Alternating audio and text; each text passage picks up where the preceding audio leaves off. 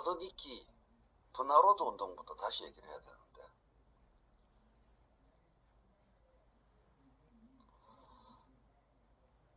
몇백 년을, 100년은 봐야 되는데, 100년 넘게, 150년 역사를 봐야 되는데, 세계사 말이에요.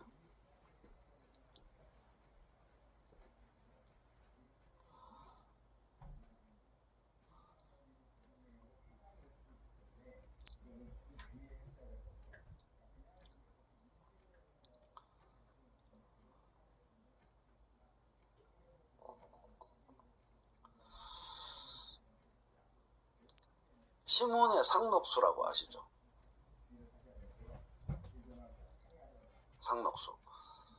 그 뭐 최영신인가 나오잖아요. 최명신인가 최영신인가.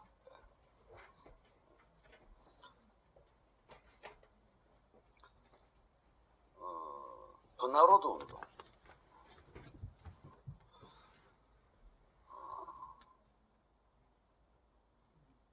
그게 역사가 굉장히 오래되어 있고,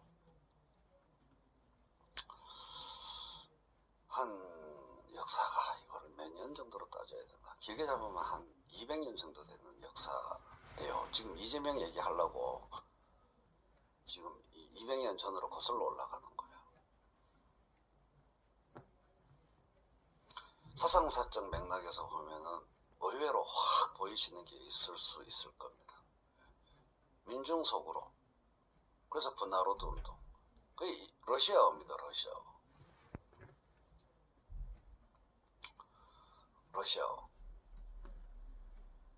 나로드가 민중, 인민이란 뜻이에요. 그 버나로드 하면 민중 속으로. 근데 이 민중이라는 게 러시아어인데, 러시아에서 민중이란 누구를 말하는 걸까요? 러시아에서 민중이란 러시아어잖아요. 그때 썼던 말이. 20세기 아주 초에.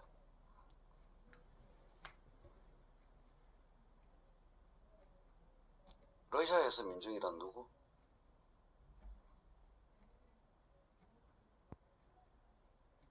농노입니다. 농노. 정확히 아시네요. 농노입니다. 농민, 농노.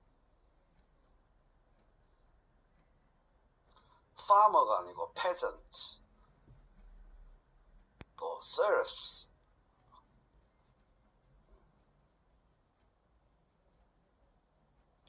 그러니까 농민 속으로, 농노 속으로 이런 얘기예요. 그게 사실은. 그래서 상록수에 농민운동이 나오는 거 아니에요. 딱딱딱.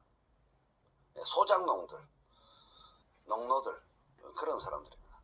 앞뒤가 딱딱딱 맞아 들어가죠. 왜 그게 농촌 소설인지. 근데 이들이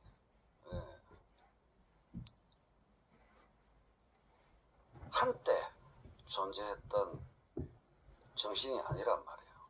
그게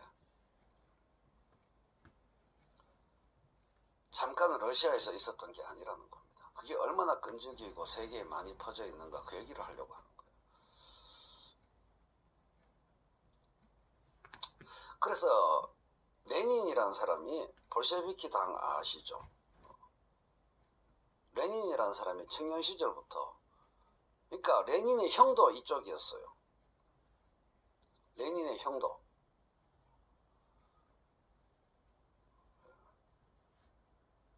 그래서 청년 시절부터 이 농민 속으로 농민운동, 민중운동, 인민의 벗이라는 조직이 있었어요. 인민의 벗, 민중의 벗. 그게 나로드니키. 나로드니키. 끼로 끝나면 사람이란 뜻이죠. 가레이스키, 한국 사람, 조선 사람이란 뜻입니다. 루스키, 러시아 사람이란 거고. 그 나로드니키. 아까 제가 나로드라는 단어에 대해서 설명드렸으니까 느낌이 오시죠? 나로드니키. 이 사람들하고 싸우는 게 레닌의 정치적 일생 거의 전부 다다, 이렇게 보시면 됩니다. 정치적 인생, 정치 이론은 거의 대부분 이 사람들하고 싸우는 거예요. 우리가 농활 갔던 것도 이 사람들의 영향 때문입니다. 대학 때 농활 갔던 것도요. 러시아 땅덩어리 지도를 한번 딱 떠올려보세요. 거기 대부분 지역에 민중이라는 사람들이 다 그 농민, 소작농 이런 사람들이죠. 이 사람들이 제일 미워하는 사람, 당대에 진보를 고민했다면 이 사람들이 제일 미워하는 사람이 누구였겠어요? 그 넓은 러시아 땅에 대부분의 민중, 인민, 그리고 그 민중, 인민과 함께 하려고 했던 나루드니키, 그 사람들의 염원과 분노와 정서와 이걸 다 대변하는 이론을 만들어내고 열심히 사회운동을 했던 나루드니키가 제일 미워했던 사람은 지주죠. 지주 위에 지주들의 세상을 유지시켜주는 최정상에 있는 짜르. 짜르에서 이렇게 되어 있는 짜르 휘하에 이 지주 세력의 최첨단의 짜르가 있는 걸로 이해해요. 지주 귀족 그리고 짜르. 그렇게 세상을 인식했죠. 사실 또 맞는 말이고 그 당시에. 세상은 그렇게 지배구조가 되어 있으니까 짜르 황제와 귀족과 지주들을 타파해야 된다. 이렇게 생각하는 게 당연하겠죠. 거기 살았던 사람들이. 지주를 계속 계급으로서는 지주와 짜르를 제일 미워했는데 지주 귀족 짜르를 제일 미워했을 텐데 제도로서는 뭘 제일 미워했겠습니까? 제도로서는 어떤 제도를 제일 미워했겠어요? 지대, 소장료, 땅값, 땅을 이용하는 대가. 이게 세상의 최고 큰 악입니다. 그럴 수밖에 없었겠죠. 그들이 고통받았던 원인은 세금이 아니고요. 소장료, 즉 지대인 겁니다. 그랬겠죠. 그 DNA에 새겨졌겠죠. 조상 대대로. 이거를 경감하거나 없애야지 세상이 좋아진다고 생각하는 사상이 세포 곳곳에 배어 있겠죠. 맞습니까? 태어나서 죽을 때까지, 그리고 아들 손자 이르기까지 그 사상이 몸에 배겨 있지 않겠습니까? 지대가 되는 거죠. 지대, 소장료, 지대, 렌트. 그 사상으로 러시아를 바꿔보겠다는 세력이 크니 그 사상에 동조하지 않는 레닌 같은 사람은 레닌과 사이가 좋았겠어요? 안 좋았겠어요? 불구대천지 원수예요. 러시아 사회개혁운동의 오랜 역사에서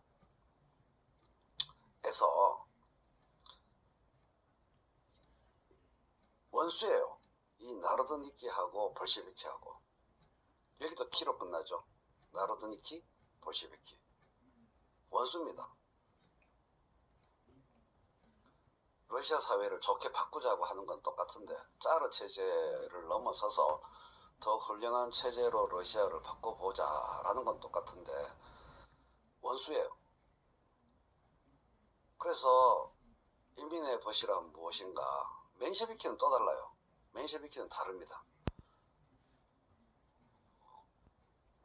아예 당 자체가 달랐으니까. 러시아 사회민주당 내에서 볼셰비키, 맨셰비키 이렇게 대립이 있었고 러시아 사회민주당 말고 다른 당이 많았거든요.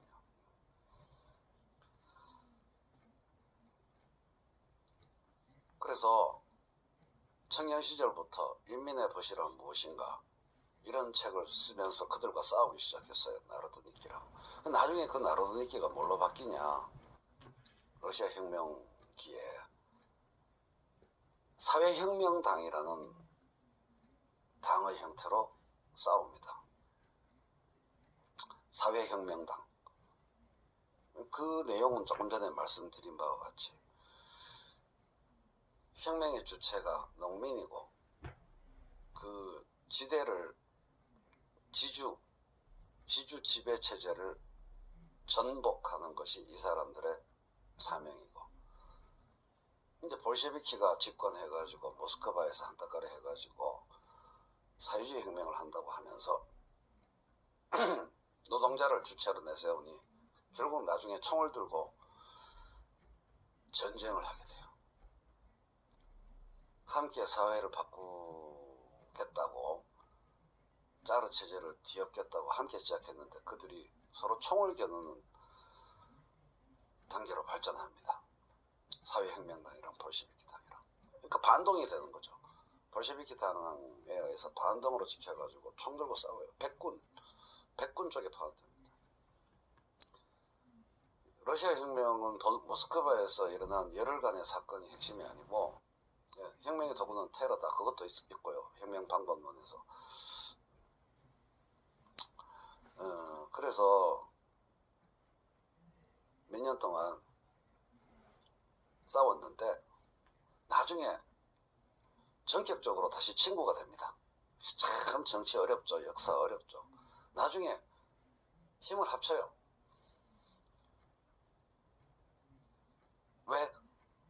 왜 힘을 합쳤을까? 원수였는데 토지 국유화에 쇼부를 봤거든. 토지 국유화.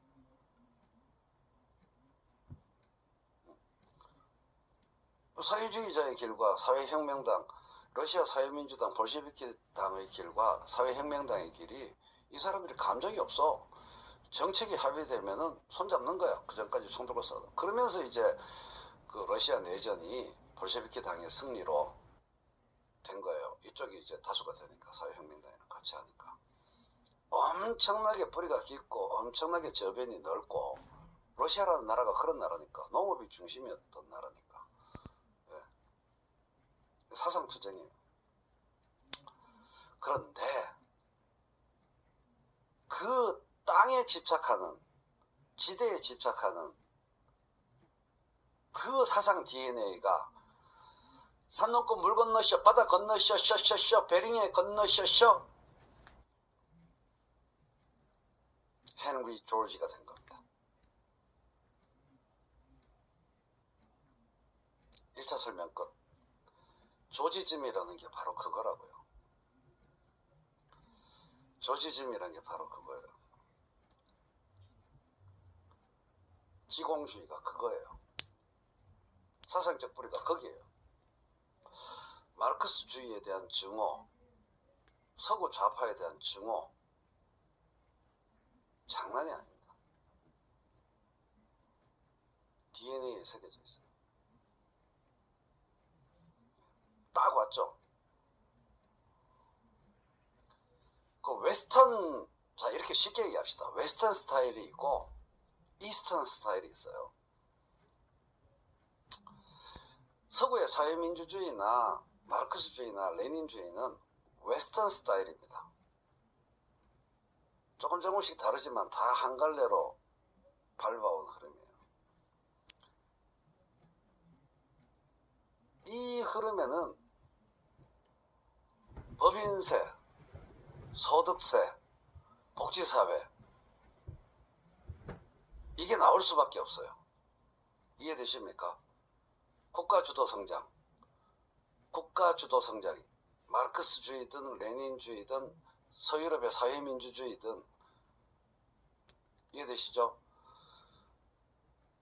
웨스턴 스타일이라니까요. 지금까지 근대 역사를 책임져온 주류였던 웨스턴 스타일. 법인세가 중요하고 소득세가 중요하고, 그거를 잘 걷어서 누진세를 잘 걷어서 복지사회를 꾸리고, 이게 웨스턴 스타일의 역사예요. 이거를 다 콩 까는 소리로 보고 완전히 부정하는 사상체계 이스턴 스타일의 가운데에 헨리 조지가 있는 거예요. 실제로 헨리 조지의 책을 읽어보면 다 드러나는데요. 법인세, 소득세 폐지하자 그랬어요. 오로지 토지에 대해서 거두는 세금이면 세상이 다 좋아진다.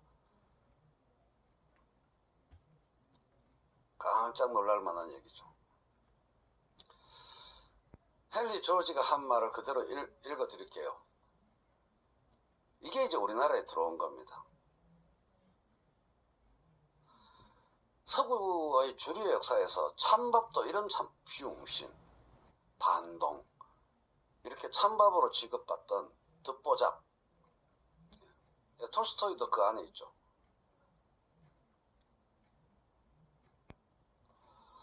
그런 큰 인류 사상사 흐름이 있는 거예요.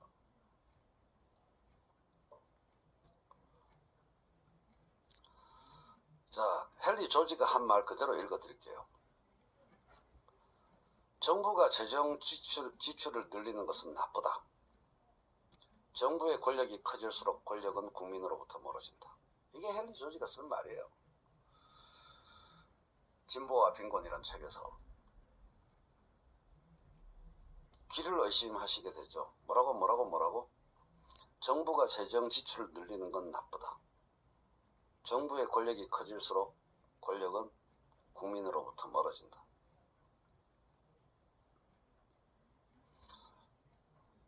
깜짝 놀라셨죠.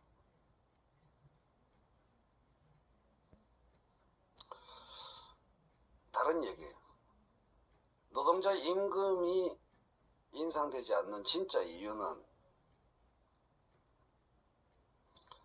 다시 말해서 노동운동의 투쟁 대상은 자본가가 아니라 토지 소유자다, 지주다. 토지 독점이 해소돼야만 임금이 인상된다. 또라이들이에요. 또라이들이에요. 헨리 조지는 또라이예요.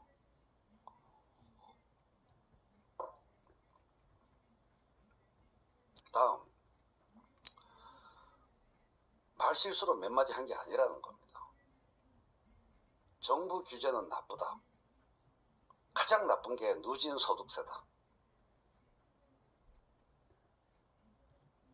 뭐라고요? 정부 규제는 나쁜 것이고 가장 나쁜 것이 누진 소득세다. 누진 소득세를 확대하게 되면 공무원 숫자만 늘어난다. 자본가와 노동자들이 열심히 일해서 부를 축적할 이유가 없어진다. 누진 소득세가 세상에 제일 나쁜 거예요. 오늘날 서구 복지사회의 가장 중요한 기초.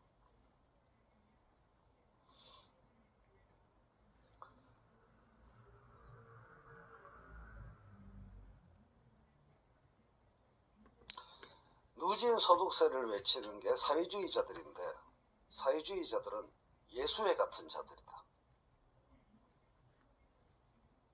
나쁜 놈들이다 이 말이죠.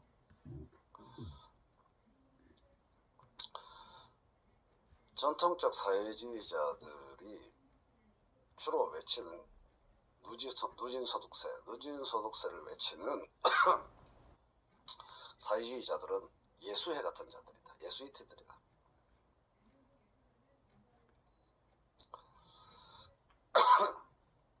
그리고 헨리 조지가 스스로 고백했습니다. 자기가 누구의 후손인지. 가장 올바른 사회주의는 러시아의 애국자들이 내세우는 토지와 자유, 그게 사회혁명당이에요. SR이라고 합니다. 사회혁명당. 제가 옛날에 레닌 번역하면서도 이 새끼들은 왜 하필이면 형용사를 소셜이라고 해, 짜증나게 이랬었거든요. 그래서 이런 거에 대한 유일한 해법은 생활 개선과 임금 인상과 불평등 해소 등등을 위한 유일한 해법은 중간에 이렇게 가요. 토지의 사적 소유를 토지의 공동 소유로 바꾸는 일이다. 이렇게 중간에 주장했다가, 이건 이제 사회혁명당이에요. 이것 덕분에 나중에 볼셰비키 등이랑 같이 할 수 있게 된 거예요. 그랬다가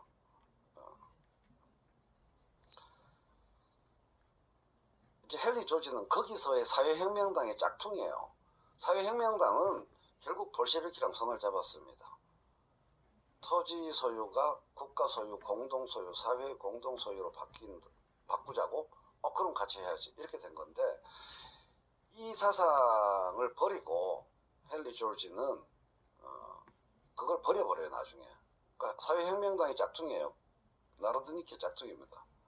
소유권은 그대로 놔두고 지대를 몽땅 세금으로 걷어버리면 된다. 자꾸 누군가가 이제 슬슬 생각이 나죠. 그렇게 소유권을 국가로 바꾸지 말고 지대를 몽땅 몰수해버리면 된다. 이게 헨리 조지의 사상이에요.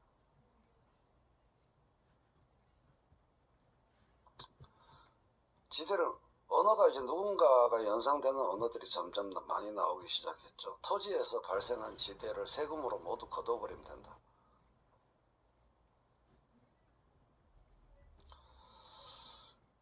헨리 조지의 말만 지금 그대로 직접 화법으로 인용해 드리고 있습니다. 내가 주장하는 것은 사적 토지, 사유 토지의 매수도 몰수도 아니다. 토지를 몰수할 필요는 없고 단지 지대만 몰수하면 된다. 우리는 이미 지대의 일부를 조세로 걷고 있다. 앞으로 그 전부를 조세로 거두면 된다. 형식상 토지 소유권은 지금처럼 개인의 수중에 있지만 국가가 지대를 조세로 거두면 토지는 실질적으로 공동재산이 되는 것과 다름없다. 토지 지대를 조세로 몽땅 환수하는 것을 전제로 소득세와 법인세 등 모든 여타 세금을 다 없애자. 법인세와 소득세는 자유시장 자본주의의 원활한 성장을 저해한다.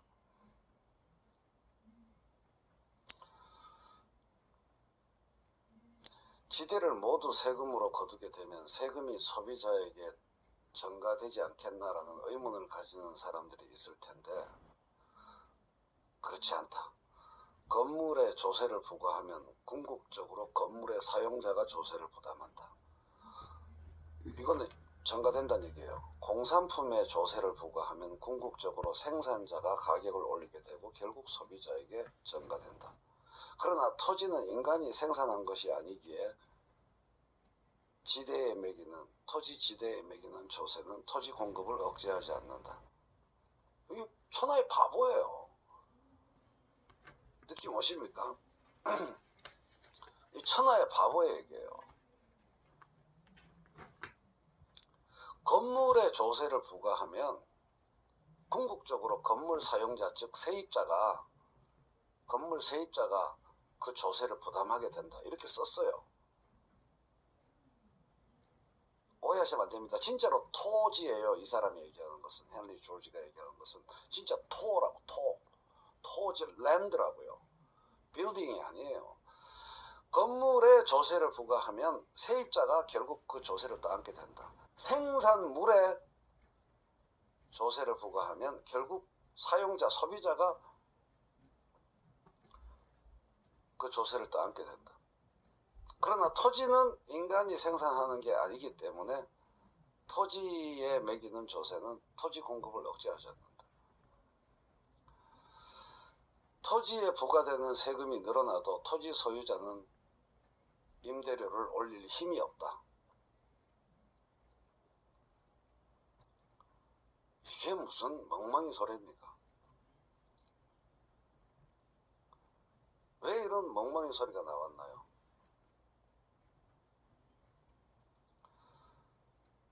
바보라서 그래요. 제1전제가 토지는 생산되지 않는다라는 제1, 5, 6 신념. 토지는 제한되어 있다. 토지는 사람이 만들 수 없다. 캐먹은 황당한 옛날 생각이라는 거죠. 토지는 생산됩니까? 안 됩니까? 여러분에게 묻습니다. 제가 요 며칠간 계속 말씀드렸잖아요.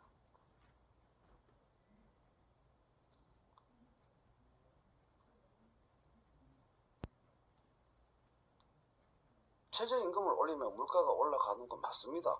그런 아니에요.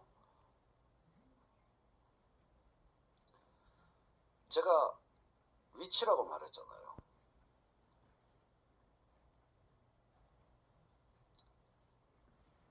생산됩니다. 공간은 이렇게 공간이라는 개념으로 바꿔버리면 공간은 생산됩니까? 안 생산됩니까? 토지는 공간을 갖고 있습니까? 토지 자체가 공간이 될 수 있는 유일한 산업이 뭐죠? 얼마나 3차원 구조 인식이 안 돼 있냐.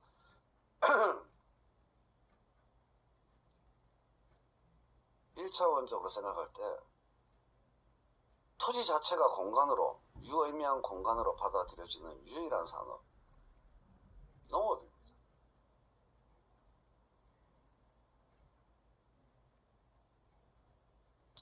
다른 모든 산업은 그 위에 뭔가 3D 공간을 만들어야 됩니다. 그렇습니까? 안 그렇습니까? 3차원 공간을, 다른 모든 산업은 땅 위에 공간을 만들어야 됩니다. 농업만 그 위에 공간을 안 만듭니다. 비닐하우스 얘기는 하실 필요 없고. 예.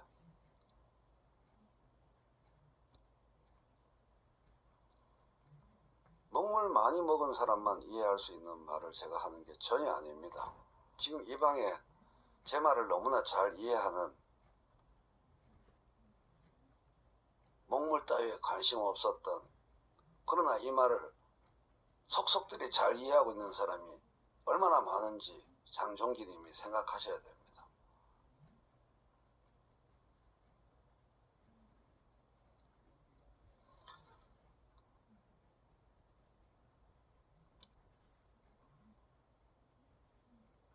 그래서